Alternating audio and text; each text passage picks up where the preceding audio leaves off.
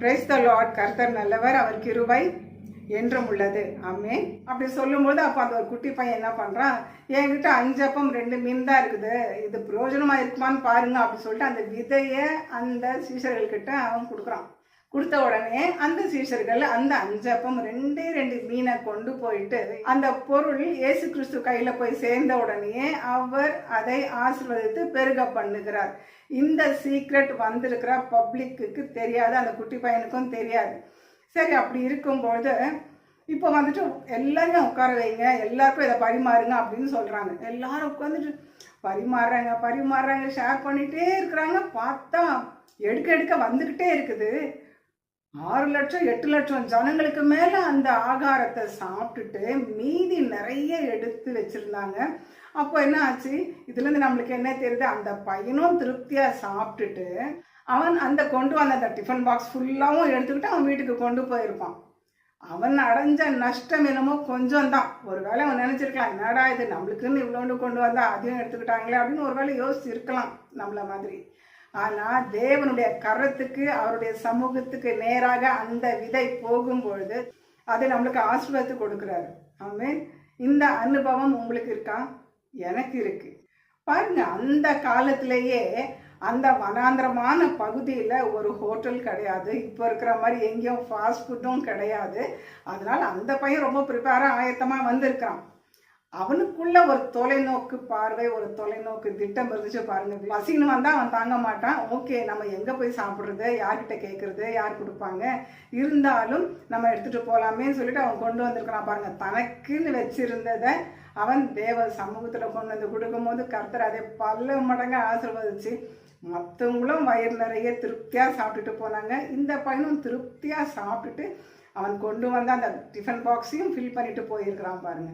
அதே மாதிரி தான் நம்மளுக்கும் தான். ஸோ மனப்பூர்வமாய் கொடுக்கிறவனிடத்தில் கர்த்தர் பிரியமாய் இருக்கிறார் அப்படின்னு வேதம் சொல்லுது. ஆமென். இதில் ஒரு ரகசியம் என்ன அப்படின்னு பார்த்தீங்கன்னா, நம்ம தேவனுக்கு கொடுக்கும் பொழுது தேவையில்லாத செலவுகள், நஷ்டங்கள், கஷ்டங்கள்லாம் தவிர்க்கப்படும், வராது. தேவன் அதை அனுமதிக்க மாட்டார். ஆமென். நான் உங்களுக்கு முன்னாடி சாட்சியாக இருக்கிறேன். கர்த்தருடைய பரிசுத்த நாமம் மகிமைப்படட்டும். ஏன்னா தேவ சமூகத்தில் நம்ம எந்த அளவுக்கு விதைக்கிறோமோ அந்த அளவுக்கு கர்த்தர் அதை பல மடங்கு நம்மளுக்கு ஆசீர்வதிச்சு கொடுப்பாரு. வீண் செலவு, தண்ட செலவு, அனாவசிய செலவு, மெடிக்கல் செலவு, மருத்துவ செலவு, மாத்திரை மருந்து, வியாதி, நஷ்டம், கஷ்டம், மன உளைச்சல், இதிலிருந்து கர்த்தர் விடுதலை கொடுப்பார். நம்ம கொடுக்கறது என்னமோ கொஞ்சம் தான், ஆனால் தேவன் அதை பல 1000 மடங்கு நம்மளுக்கு திருப்பி ஆசீர்வதிச்சு கொடுப்பார். ஆமென். ஆமென். நான் இதை அனுபவித்து உங்களுக்கு சொல்கிறேன், நீங்களும் ட்ரை பண்ணி பாருங்கள். ஆனால் வசனம் சொல்லுது, விசனமாயும் அல்ல, கட்டாயமாயும் அல்ல, மனப்பூர்வமாய் கொடுக்கிறவனிடத்தில் கர்த்தர் பிரியமாய் இருக்கிறார். ஆமென்.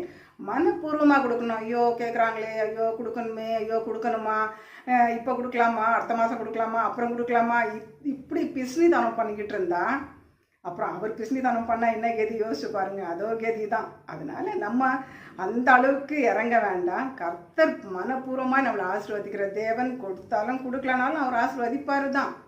இருந்தாலும் உன் மனசை அவர் பார்க்குறார். தேவ ராஜ்யத்துக்காக உங்களால் இயன்றதை நீங்கள் செய்யும் பொழுது, கொடுக்கும் பொழுது, அல்லது பணமாக இருக்கலாம், பொருளாக இருக்கலாம், உதவி ஒத்தாசையாக இருக்கலாம், ஆறுதலாக இருக்கலாம், அட்லீஸ்ட் நீங்கள் பண்ணுற ஒரு கவுன்சிலிங் கூட அவங்களுக்கு ஒரு தைரியத்தை கொடுக்கலாம். நீங்கள் ஒருத்தருக்கு ஆறுதலாக இருந்தீங்கன்னா தேவன் உங்களுக்கு ஆறுதல் படுத்துவார். ஒருத்தவங்களுடைய கண்ணீரை நீங்கள் தொடச்சிங்கன்னா தேவன் உங்களுடைய கண்ணீரை துடைப்பார். ஒருத்தவங்களுக்கு கொடுத்து உதவுனீங்கன்னா, அந்த மாதிரி கொடுத்தாதான் அப்படி கிடையாது. தேவன் உங்களுக்கு போதுமானவராக இருப்பார். எல்லா விதத்துலேயுமே கர்த்தர் உங்களுக்கு போதும். இன்னும் நீங்கள் சப்ஸ்கிரைப் பண்ணலைன்னா இப்போவே சப்ஸ்கிரைப் பண்ணிவிடுங்க, லைக் பண்ணுங்கள், கமெண்ட் பண்ணுங்கள், ஷேர் பண்ணுங்கள். Amen. Have a blessed day. God bless you. Bye bye.